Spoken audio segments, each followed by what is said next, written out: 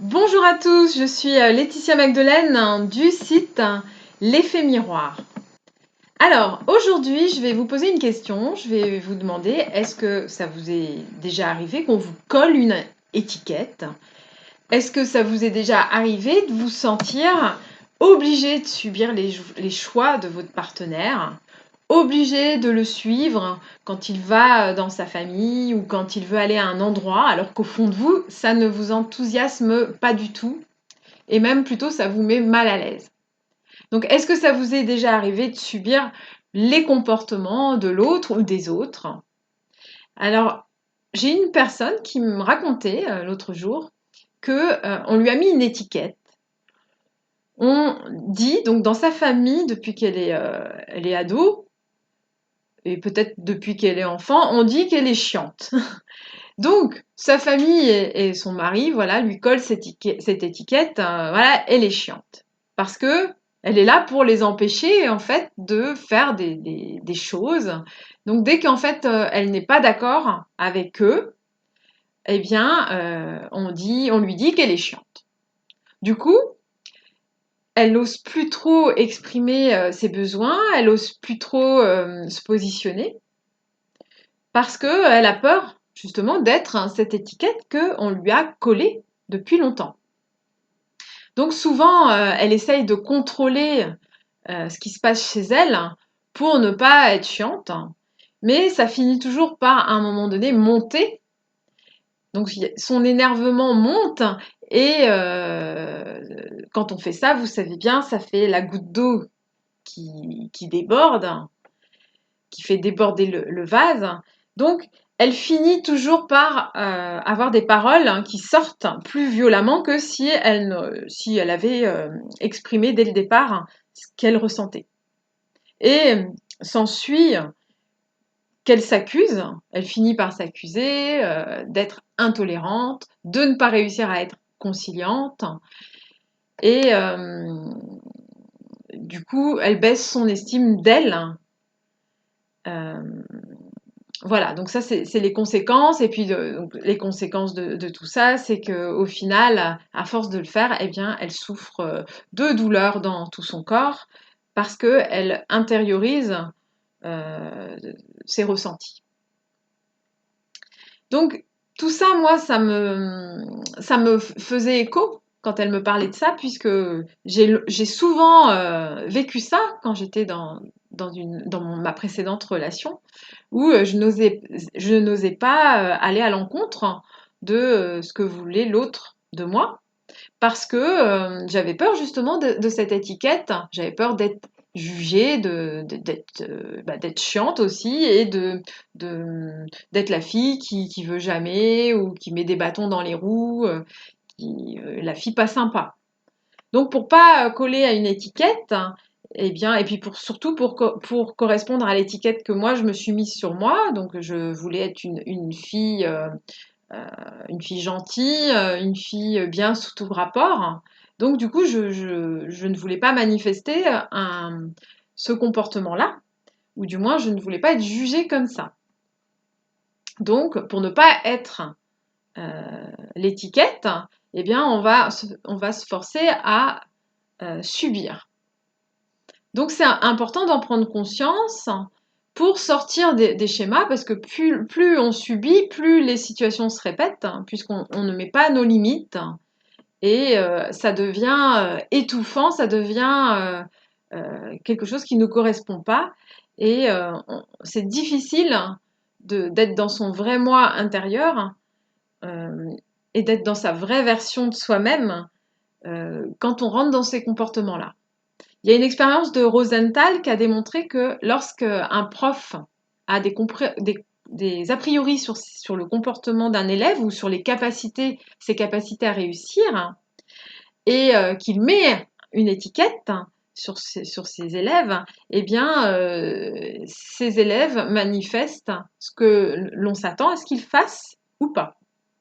Et cette expérience-là a été pratiquée aussi sur les rats. Vous pouvez regarder sur YouTube, il y a des vidéos là-dessus sur l'effet Pygmalion ou l'effet Rosenthal. Donc en gros, ça veut dire que quand on vous met une étiquette, quand on s'attend à ce que vous agissez de telle manière, eh bien, souvent, vous vous comportez comme ça. Si, par exemple, vous voyez quelqu'un, vous dites celui-là, il critique tout le temps, eh bien, c'est fort probable que cette personne-là, elle va manifester ce comportement-là avec vous. On le voit beaucoup pour les enfants. Un enfant, si on lui caractérise une étiquette comme quoi il est colérique, c'est fort probable qu'il va faire des colères avec vous. Et peut-être que la personne qui va le garder, qui n'aura pas cette vision de lui, eh bien, ne le verra pas comme ça et l'enfant ne va pas manifester ce trait de caractère. Donc, tout ça pour dire que c'est important de sortir des étiquettes. Donc, moi, je vais vous donner 7 étapes pour sortir d'une étiquette qu'on vous a collée.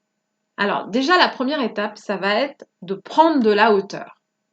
Prendre de la hauteur, ça veut dire déjà vous demander qu'est-ce que ça veut dire vraiment être l'étiquette. Donc, être chiant, ça veut dire quoi au final en fait?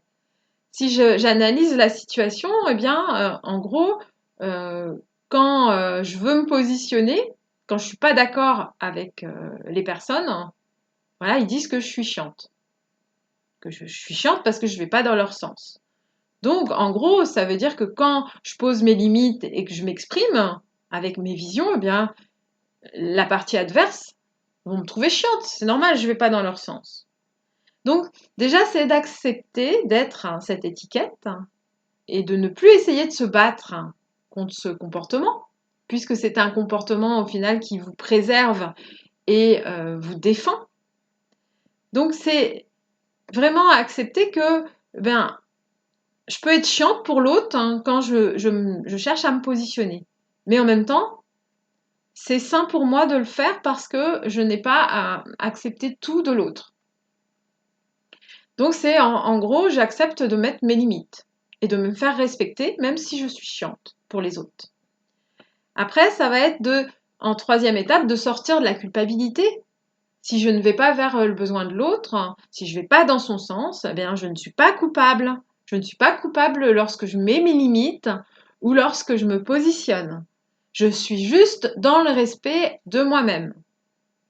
Et ensuite, en quatrième étape, eh bien, ça va être de redonner à l'autre la responsabilité de ce qu'il voit chez moi et de comment il l'interprète.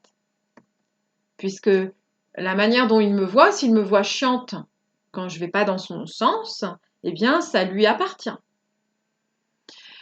Ensuite, en cinquième, eh bien, ça va être d'accepter de déplaire à l'autre si nous ne sommes pas d'accord. Voilà, j'ai le droit de ne pas être d'accord avec les autres et ben, tant pis si ça déplaît. Et en sixième clé, eh bien, je me choisis, donc c'est-à-dire que je ne fais pas passer le désir de l'autre avant le mien, j'apprends à m'aimer, même au risque de perdre la relation. Si la relation, vous la perdez à ce moment-là, ça veut dire que l'autre, il confond plaire avec aimer. En gros, tu dois me plaire si tu me plais, eh bien, je t'aime. Mais par contre, si tu vas pas dans mon sens, je ne t'aime plus. Donc, ça, c'est pas de l'amour, c'est de l'amour conditionnel. Donc, c'est important de se choisir soi sans avoir peur de perdre la relation, puisqu'on n'a pas à plaire pour être aimé. Ce qui est important, c'est d'être soi-même. Ensuite, en septième clé, eh bien, je prends la responsabilité de qui je suis. Donc, j'accepte qui je suis avec mes limites et j'assume d'avoir justement à poser mes limites pour me respecter et je me rends fière pour ça. Voilà, donc c'était Laetitia Magdelaine du site L'Effet Miroir. Donc, si vous désirez avoir accès à l'infolettre sur mon site l'effetmiroir.fr, n'hésitez pas donc à remplir à mettre votre nom, votre prénom et vous inscrire à cette infolette. Voilà, donc je vous dis à très bientôt.